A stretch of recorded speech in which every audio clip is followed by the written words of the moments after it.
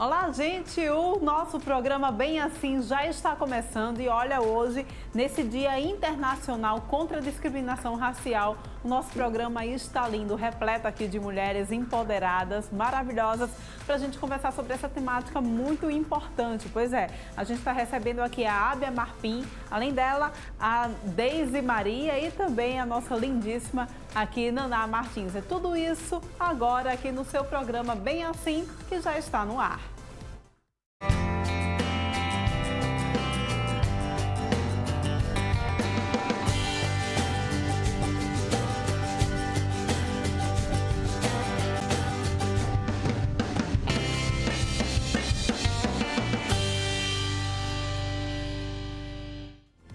E a gente já está de volta, então, conversando sobre essa temática maravilhosa, a discriminação racial. Pois é, hoje é o Dia Internacional contra a Discriminação Racial e a gente vai debater toda essa temática aqui acompanhada de mulheres maravilhosas.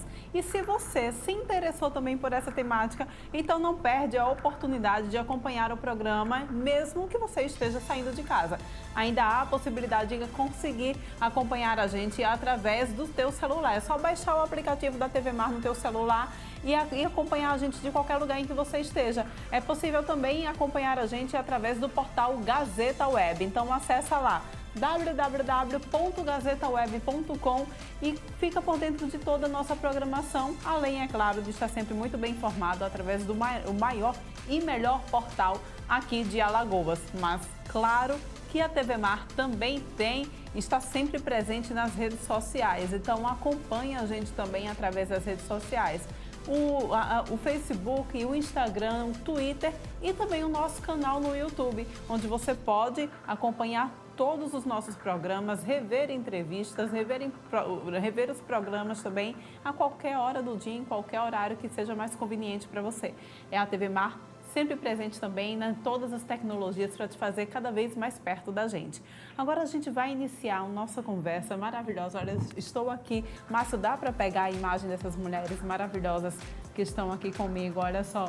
Muito bom dia a você, Naná. Bom dia também a você, Deise, e a Ábia aqui, que a gente vai discutir, gente, uma temática muito importante. Hoje é o Dia Internacional contra a Discriminação Racial. Uma temática que, infelizmente, ainda hoje se discute, não era mais nem para a gente estar tocando nesse assunto.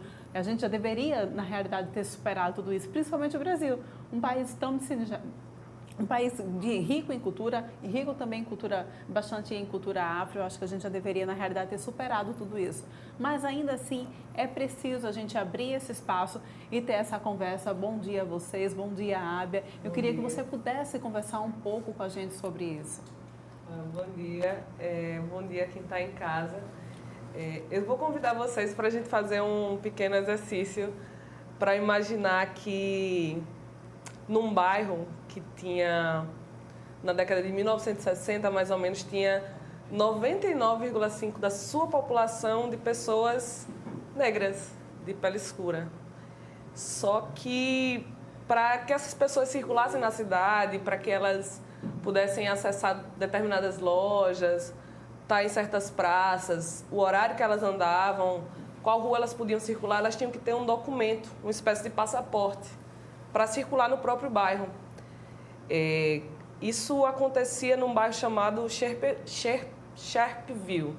É um bairro na África do Sul, na cidade de Joanesburgo. E aí as pessoas começaram a conversar entre si e decidir que aquilo ali não era justo com elas. E aí, então, cerca de 20 mil pessoas decidiram ir às ruas sem esse documento.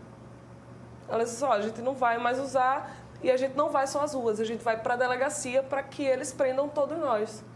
Então, 20 mil pessoas foram para a frente dessa delegacia, dizer, a gente não vai mais andar com esse documento, essa lei é injusta e a gente não vai mais andar com o passe, que era a lei do passe. A gente estava no regime do apartheid na África do Sul.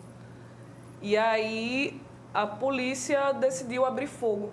Abrir fogo, eu estou falando de fuzilar pessoas desarmadas. Nesse dia foram assassinadas 69 pessoas, algumas crianças, e quase 200 mais foram feridas. Esse massacre comoveu o mundo, foi um escândalo, um absurdo. estava à frente de lideranças muito importantes, inclusive Nelson Mandela, que algumas pessoas já ouviram falar, é uma figura importante na luta dos direitos da igualdade racial. E aí, essas 20 mil pessoas, esse massacre, 6 anos depois, a ONU, a Nação Unida, decidiu que o dia do massacre seria um dia de luta contra a discriminação racial. Em 1966, a ONU vai a público e lança essa data, né? E desde então já são 52 anos que essa data é lembrada. É preciso lembrar desse massacre, né? Quanto a ignorância, a discriminação, ela pode ser nociva, né? Você fuzilar uma criança.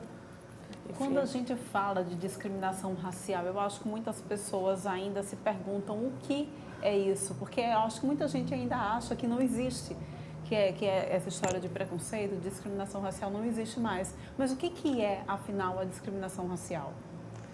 Eu sou pesquisadora, então eu busco algumas informações, né? Eu sou uma pesquisadora antirracista, não sou uma mulher negra, não precisaria estar dizendo isso, mas em alguns debates é importante pontuar isso. Acho que Deise, Janaína, Naná Martins podem falar melhor sobre isso, mas com o que eu tenho acesso sobre dados, o que a gente percebe é que, por exemplo, de 2003 a 2013, enquanto a violência doméstica contra mulheres brancas diminuiu 10%, contra as mulheres negras aumentou 159%. Isso são dados do IBGE, sabe? E que são fornecidos por informação do SUS, sistema de segurança. Então, existe uma série de fatores, por exemplo, o mercado de trabalho. A pessoa que tem a pele escura, a pessoa que tem ascendência negra, que tem o cabelo crespo, ela tem muito mais dificuldades, mesmo se você colocar uma pessoa que tem a mesma formação e tem a pele clara, uma pessoa que tem a mesma formação e tem a pele escura, a pessoa que tem a pele clara, ela vai receber um salário maior para fazer a mesma função, tendo o mesmo tempo de estudo, tendo a mesma formação. Tem estudos muito polêmicos, especialmente no momento que a gente está agora, em que o mundo inteiro está comovido com a execução da companheira Marielle Franco. A abordagem policial é extremamente diferente para pessoas que têm a pele clara e as pessoas que têm a pele escura. E, sabe, Alagoas a gente pode trazer mais para perto, né? Esses eventos aí nos últimos meses, o acirramento do policiamento na rua fechada, na Pajuçara, onde a abordagem é predominantemente dirigida a pessoas de pele escura, a pessoas negras.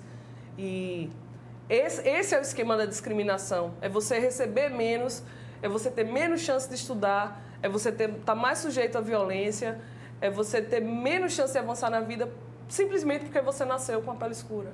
E a gente sabe que não é só simplesmente isso, mas para que você que está em casa entenda, é você ter menos chance de ser alguém melhor, é você ter menos chance, inclusive, de continuar vivo porque você tem a pele escura. E isso é muito real no Brasil hoje. Pois é, e quando a gente fala disso, é quase impossível a gente não citar o sistema de cotas, que ainda hoje é muito debatido, ainda hoje a gente encontra muitas pessoas ainda que são aversas ao sistema de cotas. Eu queria que você pudesse também, Deise, falar um pouco o que é que você pensa sobre essa questão do sistema de cotas. É uma forma de reparar os tantos anos de discriminação racial que a gente tem vivenciado?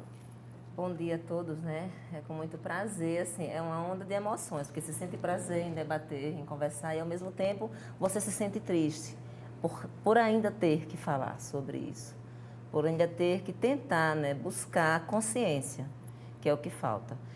Com relação às cotas, assim, é justo e não era necessário. Não seria necessário se a gente vivesse dentro de um país, dentro de um planeta consciente. Mas, infelizmente, o negro, ele é menos favorecido. Então, assim, em todos os aspectos, nós precisamos realmente desse apoio, sim. Porque se a gente for comparar um ser humano que nasceu com a sua descendência europeia, branco e tudo mais, tudo dele é diferente. Nível escolar, essa parte financeira, tudo é diferenciado. Então, é justo. A gente não pode comparar um aluno que estudou a vida toda em escola pública com um aluno que estudou o tempo todo em colégio particular. Se a gente for colocar realmente o nível, né, não acompanha, infelizmente. E assim, termina que você precisa dizer que é correto, que é necessário as cotas, para poder então o outro ter acesso. Se a gente for nas faculdades públicas, raramente você vê na sala de aula um negro em medicina, né? E esse espaço, cadê? O que você acha sobre essa discussão, Naná? Muito bom dia para você também. Dia. Você já foi vítima de preconceito, de discriminação racial? Então, enquanto a Ávia está falando, né, mas dentro da área que ela pesquisa, eu vou falar um pouco da minha vida. De onde eu nasci, né, como eu vivi. Eu tenho 25 anos de idade. Aos 2 anos eu cheguei lá na comunidade do Vilagem Campestre 2, onde a comunidade não era nem formada, na verdade. As pessoas iam em massa para a vilagem, né? E aí foi se formando, não foi nada planejado, exato. Então eu nasci dentro da periferia, mulher negra, umbandista, então mulher, né? Então tudo isso influenciou muito, né, na minha formação. E aí eu aprendi como é que eu posso lidar com isso, assim, o que é que eu tenho que fazer para fugir. No início eu sofria muito com preconceito, assim, porque eu não sabia como agir, né? Então a gente começa a criar inconscientemente escudos, né, para se proteger mesmo. Até o negócio era tão sério assim que chegou no nível do diretor do colégio que eu estudava, colocou o dedo na minha cara e falou assim: ó, não quero macumba aqui nesse colégio. Nossa Senhora. Porque era semana do 20 de novembro, a gente não falava muito sobre isso. A gente até hoje nem fala muito sobre isso nas escolas. E aí eu levei o maculelê e levei a dança afro. Isso num dia de sexta-feira, eu tinha 13 anos de idade, né? Aí o cara chegou no meio dos meus coleguinhas e falou que não queria mais ver aquele tipo de coisa, botou o dedo na minha cara: eu não quero mais ver esse tipo de coisa, não quero ver macumba na minha escola. Se eu souber que vai ter, se você ver isso de novo, você vai se ver comigo. Então foram as palavras que ele usou. Até então, no Centro de Formação e Inclusão Social INAE, que é o projeto qual faço parte, né, criado pela minha mãe, dou aula de canto e dou aula de violão lá também, já dei aula de capoeira, enfim, a gente trabalha com o nosso público, são as crianças da comunidade. Estava no início, então a gente ainda não tinha esse reconhecimento que a gente tem hoje. Então tudo para a gente ainda era mais complicado, né? Hoje a gente consegue lutar com um pouco mais de força, né? Porque a gente já tem um certo reconhecimento. Então a gente buscou tudo que a gente podia buscar, mas a gente não conseguiu nenhuma resposta. Então até hoje isso passou despercebido, o cara não aconteceu nada com ele.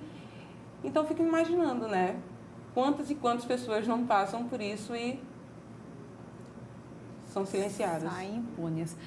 Quando você diz não aconteceu nada com ele, aí a gente tem aqui uma informação que aqui no Brasil essa luta contra a discriminação racial, gente, ela só começou a se intensificar a partir da Constituição Federal de 1988, que foi quando que incluía o crime de racismo como inafiançável e imprescritível. Mas será que isso realmente é aplicado ainda nos dias de hoje? O que vocês acham, Abel? Que leitura você faz? Realmente, desde a Constituição de 88, realmente a gente teve uma grande mudança, teve realmente um grande peso, a gente tem realmente pessoas sendo punidas por conta do crime de discriminação racial? Então, a minha área, a área que eu pesquiso, eu não tenho dados tão sólidos em relação ao sistema judiciário, porque eu pesquiso algo muito mais próximo de Naná Martins, que é como a cultura negra na periferia é um espaço de formação política, para que isso, com as novas gerações, se repita e esse gestor público, que é o diretor da escola, seja punido, para que as crianças tenham instrumentos de combate contra a discriminação. Mas tem um colega muito próximo, o Kleber Julião, que inclusive já trabalhou na equipe da ONU, é um baiano muito querido, que trabalha no sistema judiciário. E ele fez um levantamento que diz que no Brasil, desde a lei da Constituição, a gente tem pouquíssimas punições para as pessoas que cometem racismo, porque a lei ela tem uma brecha, um buraco negro, na verdade, que é você pode ser punido ou por racismo, que é um crime muito mais sério, ou você pode ser punido por injúria racial, uma espécie de calúnia, né? Então, por uma orientação do judiciário, as pessoas são enquadradas como injúria racial, que tem uma pena muito mais leve, que tem... É uma atenuação da responsabilidade, porque injúria racial é, por exemplo, você usar a raça da pessoa para ofendê-la, mas vários casos onde as pessoas são demitidas do trabalho, isso passa da esfera de você ofender, né? Você tira direitos dela, você violenta. Então, essas leis, ela tem séria dificuldade de aplicação, porque a gente tem um sistema judiciário que é racista, tem uma institucionalidade que ajuda as pessoas que se coloquem de maneira pessoal numa questão pública, né? Vários juízes e juízas alegam que tem injúria quando, na verdade, as pessoas passam por um processo de racismo. Então, essas leis são um avanço enorme. Você saber que existe uma lei que pode amparar você é muito importante, mas eu acho que a gente precisa de mais pressão social, de mais participação pública, para que o judiciário não cometa, não caia nessa armadilha que é muito fácil diminuir, né, atenuar os crimes. Então, a gente, salvo engano, acho que a gente só tem 3 ou 4 processos julgados, finalizados, em que as pessoas sofreram racismo, né? O Estado tem o Estado, fala o governo do Brasil, tem um telefone 156, que é um disque de discriminação. Na opção 7, você pode denunciar racismo. Eu estava me preparando para a entrevista esses dias e liguei. Eu liguei durante 3 dias e não atendeu. Então, a gente tem dados muito subnotificados, assim, são dados que são muito grandes, mas ainda poderiam ser muito maior, e a punição ainda é muito pequena para as pessoas que cometem crime de discriminação. E a gente percebe, na realidade, a tecnologia, né, como as redes sociais, enfim, a gente percebe, na realidade, ele como um divisor de águas para o bem e para o mal. Por quê?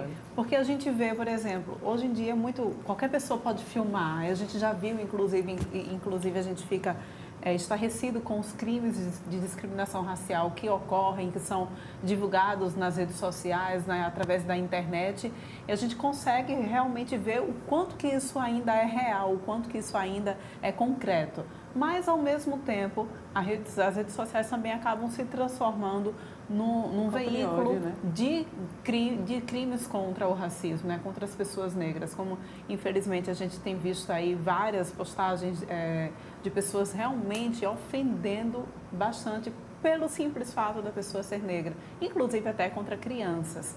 Então, como é que faz para a gente lidar com essa questão? Que leitura que vocês fazem disso?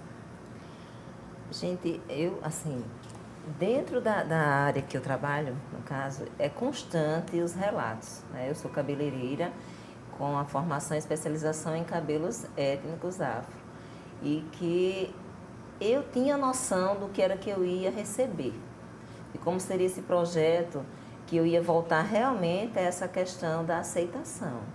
Mas é incrível os relatos que eu escuto. Desde a pequenininha, de 3 anos, a mais velha, de 80. Que inicia em casa, né? O preconceito realmente é em casa.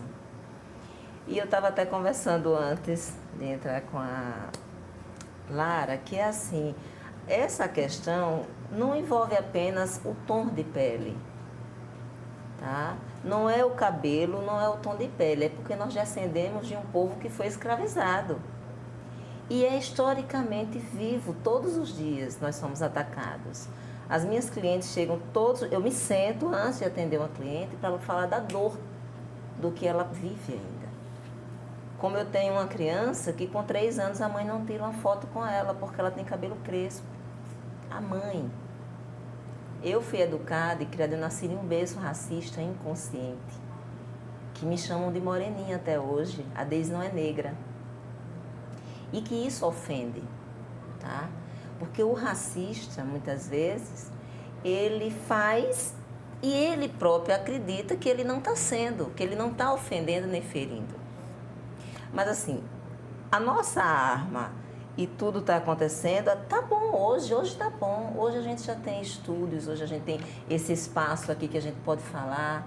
Nós já temos pesquisadores, nós temos pessoas que trabalham na área da beleza, né? Então, assim, a coisa está se expandindo, mas que todos os dias nós somos vítimas. E mais, às vezes você é vítima e você não tem consciência que aquilo ali foi um ataque de racismo, tá? Então, assim, é preciso que a gente possa compreender. A nossa arma realmente é o estudo. A gente precisa estudar, se esclarecer, porque eu sempre digo aos meus filhos, eu sou mãe de negros. E eles cresceram ainda bem, tiveram a oportunidade de ter uma mãe que, mesmo tendo nascido em um berço racista, eu consegui me empoderar. Através da dor, né? Eu até sempre digo assim, que a minha referência foi Clara Nunes, porque eu via todo mundo branco na minha casa, com cabelo liso. Eu era a única negra. E que era negra do cabelo bombril, negra do cabelo de twin, negra do cabelo de foie, nunca era Deise. As ofensas eram assim. E que hoje eu sou a cabeleireira, tá? A pessoa que estudou e que já vem da área da saúde, graças a Deus, assim, os espaços sempre abertos. E estou muito feliz com isso, em poder contribuir nessa questão mesmo do racismo. Porque todos os relatos no meu salão que vem, primeiro começa por aí. Então, para mim, colocar para as minhas clientes essa questão que ela é linda independente de qualquer coisa, do tom de pele dela, do cabelo, isso aí é fato e precisa acontecer, tá? Porque a gente precisa expandir essa consciência. Pois é, olha, eu queria que vocês pudessem falar um pouco sobre... A gente já avançou, como já bem dissemos, mas ainda falta muito, não falta? Muito. O que ainda impede para que a gente realmente consiga vencer essa barreira da discriminação racial? Joguinho de palavras, é? Eu tenho alguns palpites. Educação. Naná, Conscientização. eu acho que tem uma coisa muito importante, sabe? A gente costuma levar o racismo, interpretar como uma má conduta. Alguém que é racista se portou mal. Mas, na verdade, a gente, como o Deise falou, a gente tem um contexto de escravização e as pessoas escravizadas foram pessoas negras, né? Então, foi uma escravização racial. Então, o que é que eu quero dizer com essa conversa toda meio complicada? Eu fico me esforçando para tentar me comunicar melhor às vezes. É que o racismo é uma estrutura, é um jeito como a gente organiza na vida. Inclusive, para que você não seja racista, é preciso que você esteja vigilante. Sabe, Paulane? É preciso que você preste atenção como você trata as pessoas ao seu redor, porque o natural é que você, o socialmente aceito, é que você faça o que as pessoas na África do Sul faziam. Tipo, a gente acha que não deve usar o mesmo banheiro que as pessoas de pele escura. A gente acha que não deve frequentar o mesmo restaurante. A gente acha que não deve estar na mesma sala, estudando lado a lado. E essas coisas vão sendo naturalizadas, porque o modo que a gente vive é racista. Ele diz pra gente que é normal, sabe? Que a mulher negra é uma mulher acessível. Quem nunca ouviu aqui falar a mulher branca é para casar e a negra, vamos atenuar aqui, é para namorar, né? Como é que as mulheres negras se sentem diante desse tipo de afirmativa? Será que elas não podem ter um projeto de vida, não podem ter romance? São sempre corpos disponíveis ou para trabalhar ou para serem abusadas, né? Então, eu acho que para resolver a discriminação racial, a gente precisa, o Estado brasileiro precisa entender como uma estrutura e colocar em prática a Lei 10.639. É preciso que as pessoas entendam, desde a sua pequena infância, que o Brasil é formado por descendentes de escravizados de origem africana. A África é um dos maiores berços do Brasil e a gente precisa conhecer muito mais os pensadores africanos Tem muita filosofia na África, tem muita ciência na África, tem muita astronomia, tem muito conhecimento, sabe? E a gente só aprende todo o referencial da Europa. A gente aprende quem foram os pensadores estadunidenses, ingleses, franceses, alemães, e a gente não sabe quem é o nosso referencial africano, entendeu? A gente tem esses referenciais e a nossa formação educacional nos priva disso. Acho que quando a gente colocar essa lei em prática, ela vai ser fundamental para que a gente diminua de fato os números, os casos de discriminação racial. E quando a gente fala de educação, fala sobre colocar a lei em prática dentro das escolas, a gente, é claro, fala sobre essa educação vir de berço, sobre a importância também, não é, Naná, de começar a trabalhar todo esse projeto desde criança, para que as crianças se enxerguem umas nas outras, sem enxergar a cor da pele, sem enxergar o tipo de cabelo. Uma frase que diz, né, que ninguém nasce racista, né? Exato. A gente aprende, né? E como você falou, que a própria família era racista, porque é da estrutura, né, cara? A gente nasce e a gente vai crescendo, aprendendo a ser racista, né? Então, nem os pais dela têm culpa disso, sabe? Eles não têm culpa, porque eles aprenderam isso também. Eles reproduzem o que eles também aprenderam. E, às vezes, a gente usa certas palavras, certas colocações que são racistas, extremamente racistas, e que me incomoda. Eu sempre falo isso, em relação a qualquer coisa. Quando eu comecei a entender sobre política, tudo começou a me incomodar.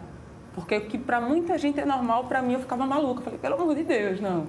Com racismo também. Eu estava falando uma vez, essa semana, para minha mãe, falei para ela, tudo era muito mais simples quando eu não enxergava as coisas da forma que eu enxergo hoje. Hoje, para mim, tudo incomoda. Tudo, a maioria das coisas me incomoda, assim, porque eu começo a perceber nas pessoas o mínimo, sabe? O que para a maioria das pessoas é comum, né? Para mim já não é tanto. E aí eu perdi um pouco o feeling da coisa aqui. Mas é isso. Eu acho que a gente tem que trabalhar isso mesmo, porque não dá, né? Tá difícil. E hoje eu estava comentando com ela esses discursos de ódio que eu estava vendo na internet, que falei, não dá mais para mexer na internet, eu não vou sair desse Instagram, vou desativar esse Facebook. Não dá, porque eu trabalho com imagem, né? Mas assim, eu estou evitando tudo que tem ligação com isso, porque quando alguma coisa que é ligada ao povo negro está em foco, aí o povo se manifesta, o ódio se manifesta, e é que a gente vê que o negócio está feio de verdade e que a gente não pode parar. Cada trabalho aqui tem sua importância e é fundamental. Fundamental. O meu no palco como mulher negra, ela, né, com o cabelo da mulher preta, sabe, aqui cultivando e levando, né?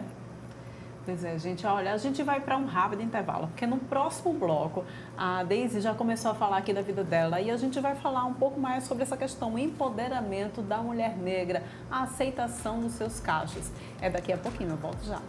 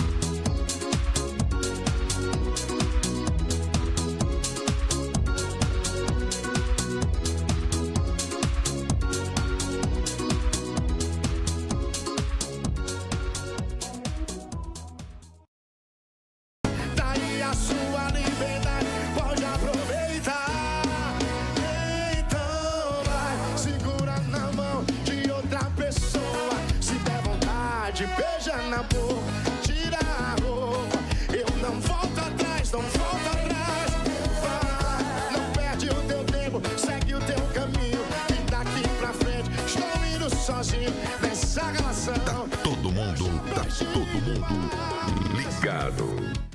Toda essa beleza agora é vista e lembrada por muito mais gente. O governo incentivou a chegada de novos voos e fez Alagoas bater recorde de turismo no Nordeste. E quando o turismo cresce, a gente cresce junto. Novos hotéis e pousadas já estão aí e outros 16 estão em construção. O turismo que gera emprego e renda avança por novos caminhos, levando mais desenvolvimento para o estado inteiro, fazendo uma Alagoas mais feliz para quem vem e volta e para quem vive aqui. Governo de Alagoas. Arena Magazine. São 3 andares, na loja mais completa de Maceió. No térreo, tudo para montar e equipar seu próprio negócio. E mais, 2 pisos com incrível variedade para casa e cozinha. Taxa para fritura, R$ 169,00 à vista. Carrinho completo 3 em 1, R$ 1.770,00 à vista. Ou 10 de R$ 177. Liquidificador, era R$ 117, agora baixou. Só R$ 95,80 à vista. Venha correndo aproveitar. Arena Magazine, Rua da Alegria, no centro de Maceió.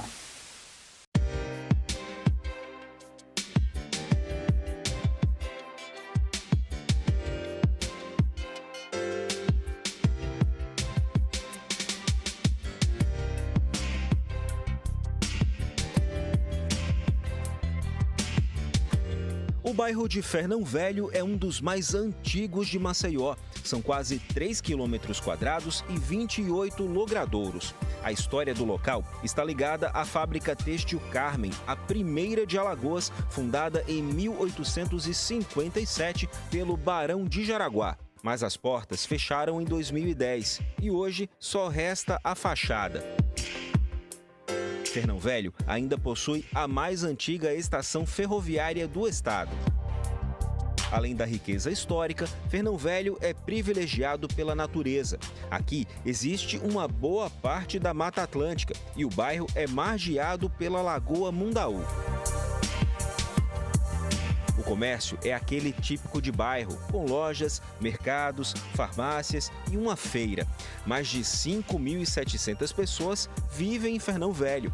O local tem ares de cidade pequena, onde todos se conhecem. Mas, apesar de ser um bairro tranquilo, os moradores daqui têm fama de festeiros. O Clube Recreativo Operário, fundado em 1948, já foi sede de muitos bailes. A fé também está presente de várias formas no bairro. Um bom exemplo é a paróquia São José Operário, que tem mais de 70 anos e faz parte da história de muitos moradores. Caminhar pelas ruas de Fernão Velho é fazer uma viagem no tempo. O bairro mistura história e natureza e parece até um pedacinho do interior dentro de Maceió.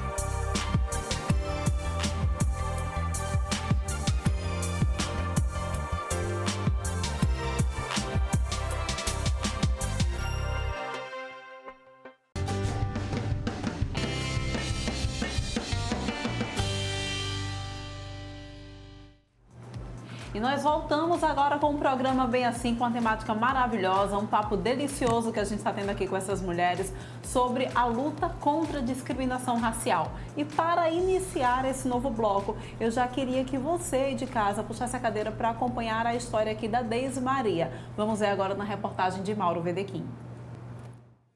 Empreender é enfrentar o racismo, é defender e valorizar a beleza negra.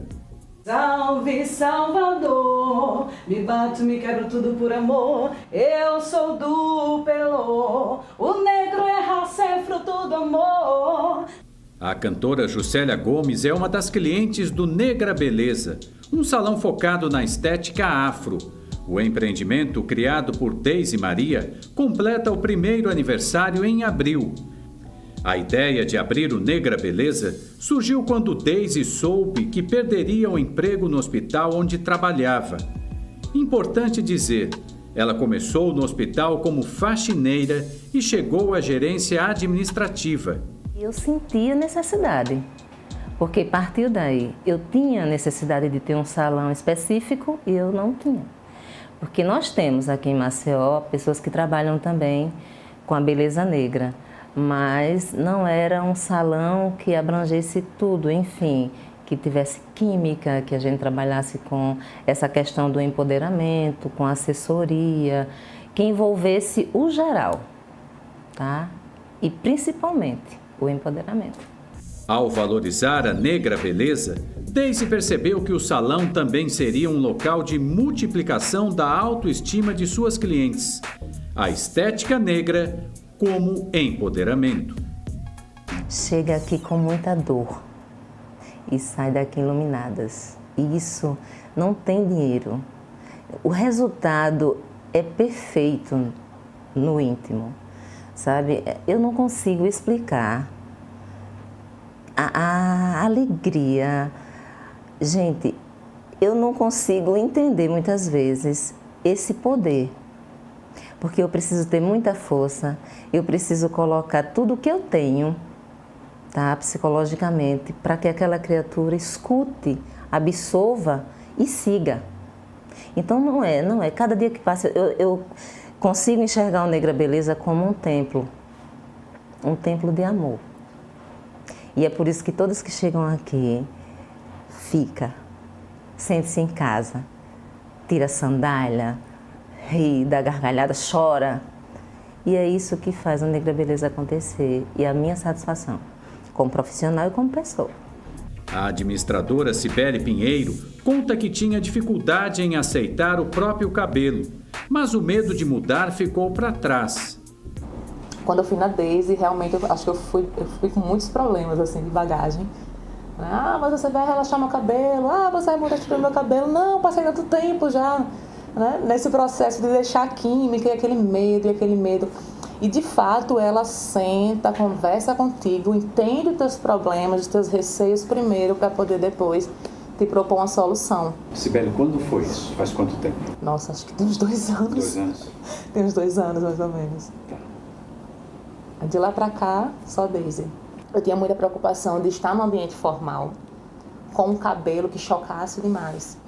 E hoje eu percebo que não, que eu posso estar formal com o meu cabelo do jeito que ele é, porque este é o meu cabelo. Quer dizer, eu tenho um cabelo black, um cabelo para cima, mas é um cabelo que, para o meu estilo, né, para a minha naturalidade, ele é um cabelo arrumado. Então, a ideia das pessoas que o cabelo crespo é desarrumado é que fez com que muita gente começasse a alisar e mudar totalmente a sua personalidade. Hoje eu entendo que não. Então, assim, qualquer ambiente de trabalho que eu estiver hoje, no meu primeiro dia, eu já vou com o meu cabelo para cima, já mostrando essa é a profissional que eu sou externamente. Vocês vão conhecer como eu atuo também profissionalmente. E aí, na primeira ocasião, se eu percebo que a empresa ela não tem realmente uma cultura, ela acho que não anda para frente nesse sentido, a escolha também é minha de continuar uma empresa assim ou não. Rafaela Nascimento é corretora de imóveis e cliente de Deise há quase 2 anos. Ela nos conta que sempre alisava o cabelo. Parecia estar à procura de identidade. Chegou uma época que eu digo, não, mas ainda não sou eu. E resolvi tirar. Certo. Tirei as tranças e fui deixando. E eu tenho uma certa aversão a cabeleireiros que não tratam de cabelos afros, porque eles querem alisar o seu cabelo. É o verdadeiro, vamos dar um jeito, vamos ajeitar, né? E todo salão que eu chegava, vamos ajeitar, e eu já estava querendo, não queria mais alisar o meu cabelo. Então, o que é que acontece? Através da Cibele, conheci a Deise. E fui lá na Deise, e a Deise ficou horrorizada, porque eu mesma cortava o meu cabelo, eu mesma, se quisesse fazer umas luzes, eu mesma em casa fazia. E era assim, era tudo. E a Deise, Rafaela, não faça isso, Rafaela. E foi, mandou eu comprar um monte de produto. Aí eu comprei os produtos todos, comecei a usar. Aí comecei a ver que o cabelo estava reagindo legal e tudo. Daí que eu digo, não, agora a Deise vai ser a cabeleireira oficial. Daí que pronto, tivemos uma amizade e eu sempre venho aqui, aí quando acaba shampoo, aí Deise, me indica outro. E ela deu, ultimamente, ela deu uma química, espuma black no meu cabelo, e eu achei um arraso. Então já disse a ela até que em abril a gente vai fazer de novo. E pronto, ele tá assim, pra cima, lindo, maravilhoso, e eu estou me sentindo a negra mais bonita do Brasil. O sucesso do salão também ajuda a fortalecer a rede afroempreendedora em Alagoas. E, além disso, mostra que, para enfrentar o racismo, é preciso, em primeiro lugar, gostar de si mesmo. Negra Beleza!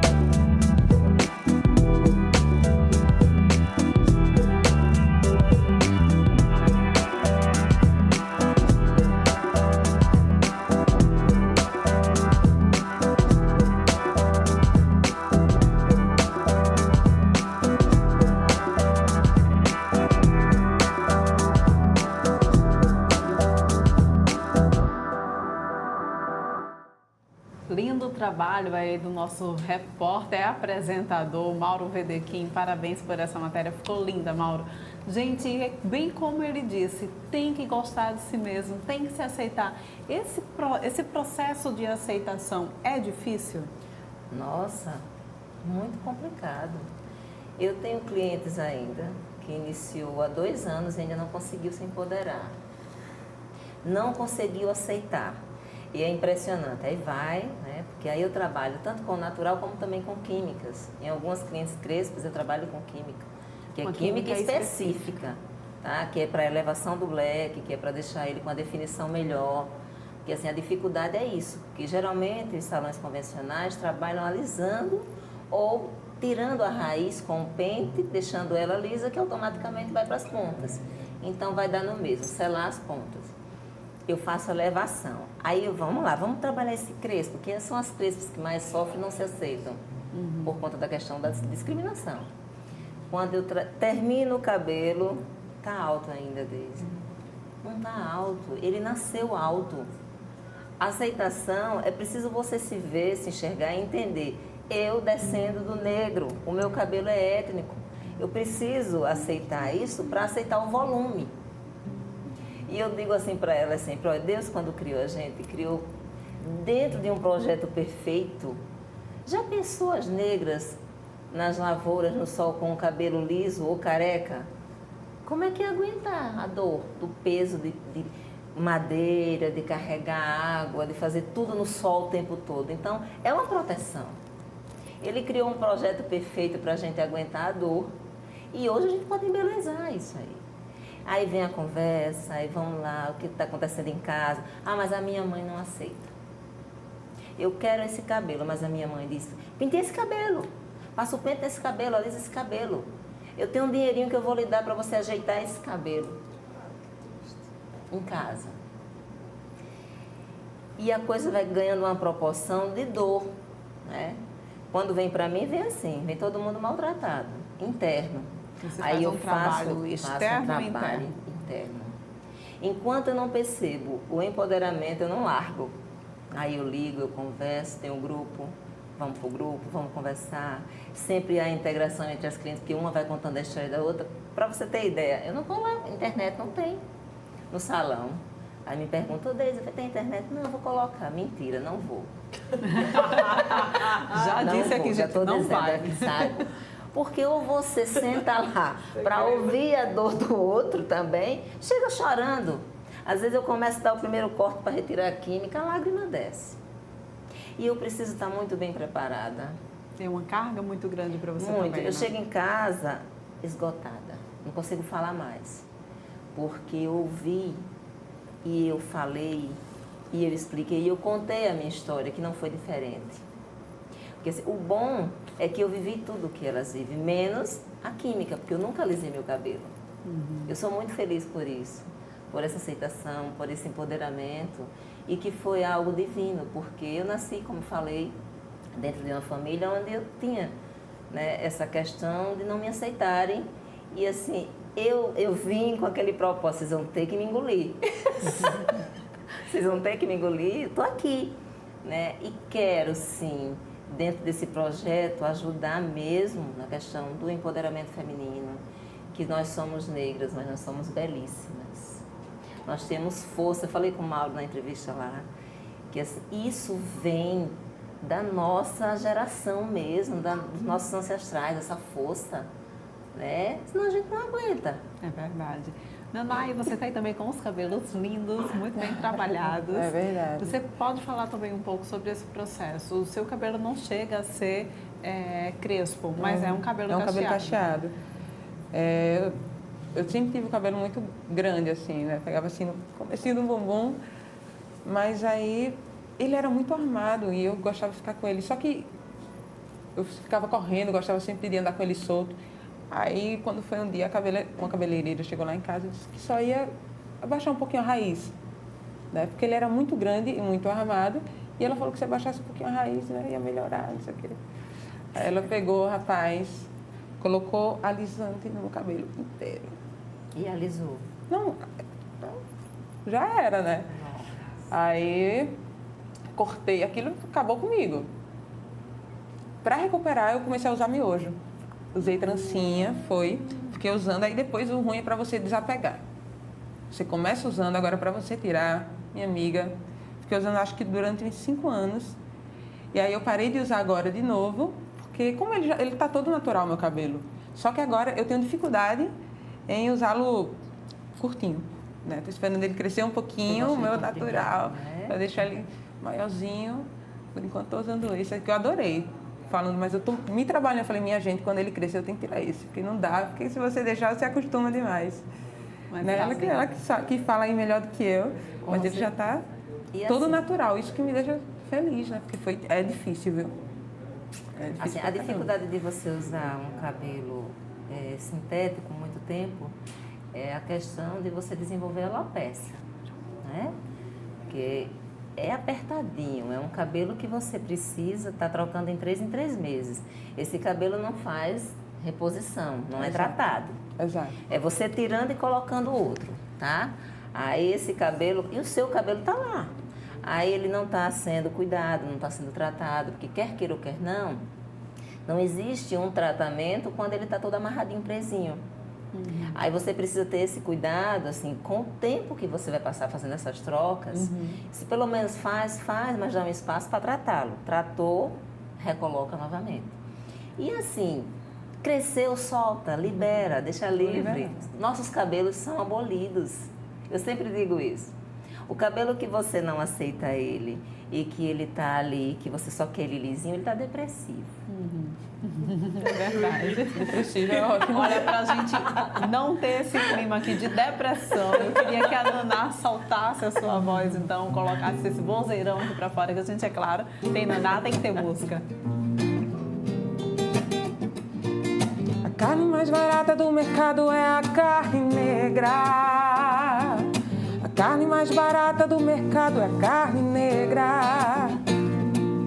A carne mais barata do mercado é a carne negra, negra, negra. A carne mais barata do mercado é a carne negra, que vai de graça pros presídios e pra debaixo de plástico, que vai de graça pro subemprego, pros hospitais psiquiátricos. A carne mais barata do mercado é a carne negra. A carne mais barata do mercado é a carne negra. A carne mais barata do mercado é a carne negra. A carne mais barata do mercado é a carne negra.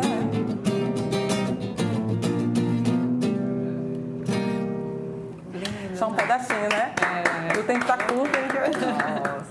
Naná, como é para você ser uma mulher tão empoderada, levar a cultura afro, levar a sua cultura adiante, diante de um contexto que a gente tem vivenciado cada vez mais difícil? Eu tive sorte, né, de nascer num berço assim, pronto para me receber do jeito que eu sou. Sempre tive muita ajuda da minha mãe e do meu pai, eles sempre conversaram muito comigo sobre isso. No próprio meio que eu vivo, eu perdi muitos amigos para o tráfico, né? Perdi muitos amigos, enfim, não só para o tráfico, se é que vocês me entendem. Então, tudo aquilo, tipo, ao mesmo tempo que me deixava triste, começava a me fazer enxergar as coisas melhor. Eu ficava pensando, poxa, mas fulano era tão gente boa, sabe? Não acredito que isso possa ter acontecido com ele, né? Que a gente jogava capoeira junto, a gente brincava junto. e no outro dia ele já não estava com a gente, né? E tantos outros que até hoje estão comigo, né? Que hoje dão aula de dança, hoje fazem canto comigo, fazem aula de violão comigo. Então, tudo isso me fez também olhar o mundo de uma forma diferente. A minha escola foi a rua, a minha escola foi a periferia, né? Minha escola foi um mundo, então, podendo viver, vendo isso de perto, né? É triste, né? Porque a gente vê tanta gente que a gente gosta se perdendo, mas é bom, por um lado, porque a gente vê tanta gente que a gente gosta podendo podendo ver a vida de uma forma diferente, vendo a vida da forma que eu vejo, né? Se salvando de muitas coisas que eles poderiam se perder se a gente não estivesse lá dando um apoio social como a gente está, né? Desde 98 como projeto social. Mas é isso.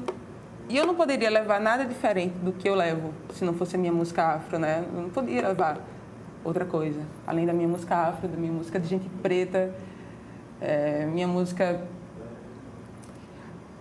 samba reggae, enfim. E eu sempre falo isso, quando me perguntam quais as suas influências, eu falei, cara, minha influência é a periferia, minha influência é o povo negro, é a Umbanda, sabe? E é o que eu quero levar, e é o que eu levo, sabe? Eu digo sempre que não há mercado do mundo que me mude muito, assim. Eu sempre procuro inserir a minha música dentro de uma visão, assim, né? Mais de mercado e tal, porque não tem jeito, às vezes não tem como você fugir muito. Mas sempre procuro colocar a música relacionada ao povo negro dentro desse mercado que é tão limitado, né? Que até nisso a gente foi diminuído, porque se você observar o axé, por exemplo, nos anos 80 e 90, foi a explosão do axé, onde as músicas tinham a letra estilo Deus e divindade infinita do universo, predominante, esquema mitológico. Olha a riqueza dessa letra. Olha que coisa, né? E hoje a gente não tem voz nem na música mais. E por isso que eu falo, é uma coisa que eu não abro mão, é de cantar música para o povo negro, para o povo preto e para todos os ouvidos, né? Então canta mais pra gente, né? Legal essa música, porque ela fala, eu estava falando no outro bloco, né, que a África é um dos berços da humanidade. Essa música coloca em destaque que a gente tem essa imagem do cinema hollywoodiano, que o Egito é de pessoas brancas, mas o Egito é uma terra negra, né? O axé fez esse papel super importante, né? Você está em casa, o Egito... Até os desenhos eles fazem. Feito de atriz hollywoodiana. Aquilo ali era peruquinha. Lindíssima. Aquele cabelinho liso era peruquinha. Canta pra gente, Naná. Vou cantar uma música autoral agora, que foi um episódio muito triste que aconteceu na minha vida, na vida de toda a minha família, que desestruturou muito, né? Onde minha mãe, enfim, não sei se você viu, ela segurou uma criança no colo, acho que é a filha do Henry, e aí ela recebeu uma bomba de comentários odiosos assim na internet. E aquilo mexeu tanto com a nossa família que eu peguei muito triste, assim, mas até da tristeza a gente, às vezes, né, tem coisa boa, assim. Foi quando surgiu essa música. Olha, negro, nessa terra não dá pra falar. Olha, negro, nossa história não vamos calar. Quem disse que a Lei Áurea nos libertou? Quem disse que a luta já acabou?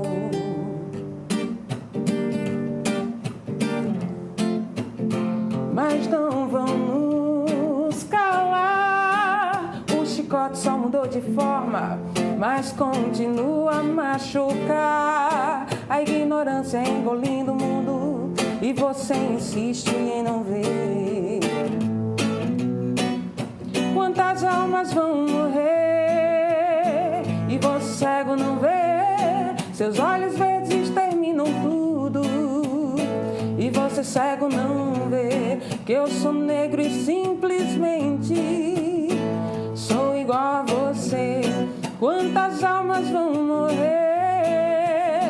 e você cego não vê? Seus olhos verdes terminam tudo, tudo, tudo, um por um. Eu sou negro e simplesmente que eu sou negro e simplesmente, que eu sou negro e simplesmente. Com olhos vendados. Muito linda, Coisa gente. linda, né? Encanta e encanta. Gente, olha, o tempo passou voando, nem percebi que já passou 1 hora de programa. Infelizmente, já está terminando. Eu agradeço muito pela participação de vocês aqui nesse programa. Espero que vocês continuem sempre levando essa mensagem, muito mais do que a mensagem, realmente colocando em prática tudo isso que o que a gente conversou aqui. Tá? Muito obrigada. Obrigada a você, Deise. Obrigada, Abel. Obrigada, Naná, também. Agradeço. Gente, um beijo bem grande. Amanhã a gente volta às 10h30 da manhã, às 10h30 até às 11h30. Eu tô aqui novamente para encontrar você aqui no programa Bem Assim. E agora, é claro que a gente vai encerrar com a Naná cantando. Outra autoral aqui. Foi nas águas de Oxum, na doçura de Iemanjá, na força que tem essa manhã, na espada de Ogum, na justiça de Xangô, a força que tem essa mãe, oiá, mãe, oiá, mãe, oiá,